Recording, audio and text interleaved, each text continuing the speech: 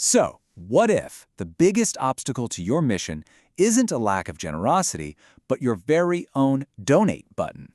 Today, we're talking about fixing the leaky bucket of online donations.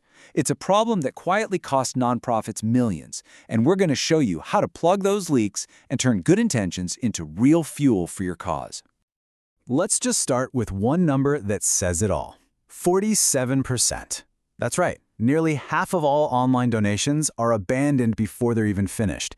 And get this, it's not because people suddenly change their minds. Nope, it's because the process itself is just broken. And this really forces a tough question for every single nonprofit out there. You have to ask yourself, is our donation page an on-ramp for support, or is it a roadblock? Could you, right now, be unknowingly turning passionate supporters away?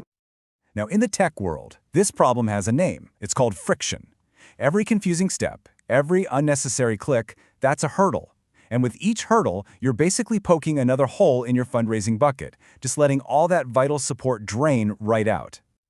You know, this is the core idea we really have to wrap our heads around. The issue is not a lack of generosity. People want to give. The problem is the frustrating, sometimes infuriating experience we put them through when they try. Okay, so how do we fix this? We're going to break it down into 4 key pillars. And the first one, well, we have to start with the absolute foundation of any online transaction: trust. If a donor feels even the slightest hint of insecurity, it is game over. This quote from Kindful just nails it. Security isn't some techie back-end feature. No, it's a front and center signal of your reputation. It's how you show donors that you respect them and you will protect their support. So how does this actually work? Well, a key piece of technology is called tokenization. It sounds complicated, but it's not. Here's how it goes. Step 1. A donor enters their card details. Step 2. That info is immediately encrypted and zapped over to a secure payment gateway. Step 3. The gateway sends back a secure, kind of scrambled token. And here's the magic. Step 4. Your site uses that token for the transaction.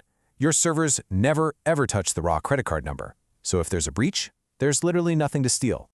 But here's the thing. Having great security isn't enough if your donors can't see it. That's where trust signals come in.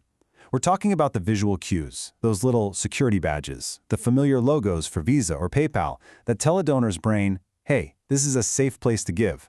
And behind the scenes, you've got things like fraud checks and even AI tools like Stripe Radar that can cut fraud by up to 25%. All right, so once you've got that solid foundation of trust, we can move on to our second pillar: the power of choice. Because once a donor feels secure, the next step is making it incredibly easy for them to give in the way that they want to give. And just look at the shift that's happening here. By 2026, which is right around the corner, digital wallets like Apple Pay and Google Pay are projected to make up over half of all online payments. This isn't some far-off future. It's how people are paying right now. If you don't offer these options, you're already falling behind. And here's a stat that shows you exactly where choice and trust overlap. A staggering 93% of PayPal users say they feel more confident donating when they see that familiar PayPal option. So offering these trusted methods isn't just about convenience. It's a massive trust signal all on its own.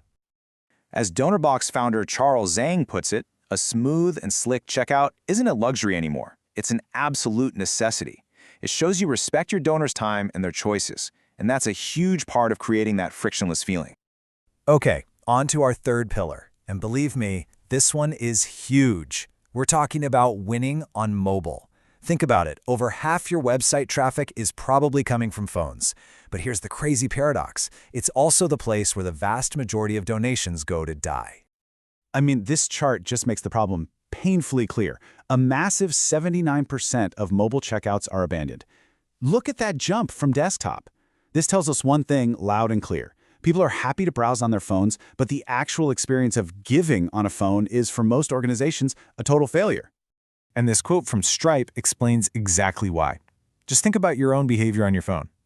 You're multitasking, you're walking around, you're distracted. You have zero patience for pinching and zooming and trying to tap these tiny little form fields with your thumb. If it isn't completely effortless, you are gone. So what's the difference between a mobile failure and a mobile success? Well, on the left, you've got everything that makes users quit. Tiny buttons, confusing forms, having to scroll sideways. Ugh. But on the right, that's the dream. A simple, single column, big buttons made for thumbs, and, this is crucial, a guest checkout option. Never, ever force someone to create an account just to give you money. So the solution is pretty clear. You have to optimize for mobile. This means things like one-click payments with Apple Pay, using autofill to get rid of typing, and removing every single possible distraction from the page. But if you remember one thing, make it this. You have to design for the phone first, not as a shrunken-down afterthought. And that brings us to our final pillar, which looks beyond that initial click. See, the donation itself isn't the end of the journey. It's really just the beginning. Pillar 4 is all about using automation to build a real, lasting relationship with that donor. A critical tool here is something called dunning management. Now, it sounds kind of technical, but the idea is actually super simple and powerful. It's an automated system that retries failed recurring payments and politely notifies donors when their card is about to expire. Just think about that for a second. This one process can claw back over 30% of what would otherwise be lost revenue. That's huge. And you can use this kind of smart automation everywhere. Just imagine a system where a single donation automatically updates a donor's profile, fires off a personalized thank you email and a tax receipt, and even gives them a simple portal to manage their own gifts. It saves your team a ton of time, and more importantly, it gives donors control. So, after all that, what is the actual payoff for getting this right? Well, it's not small. It's not a little bump. It is transformational. By putting these 4 pillars into practice, nonprofits can see their conversion rates increase by as much as 400%. That's not a tweak, that's a 4-fold increase in your support. And that's really the point of all this, isn't it? Every single one of these little adjustments, adding a payment option, simplifying a mobile form, automating a receipt, it isn't just a technical fix. It is a direct line to more funding, more resources, and more impact for your mission. So, we end right back where we started, with one simple question. Knowing what you know now about how trust, choice, mobile design, and automation can completely transform the giving experience, you have to ask, is your donation process an asset or is it an obstacle? Is it a bridge that connects people to your mission or is it a barrier that stands in their way? The answer and the power to change it is in your hands.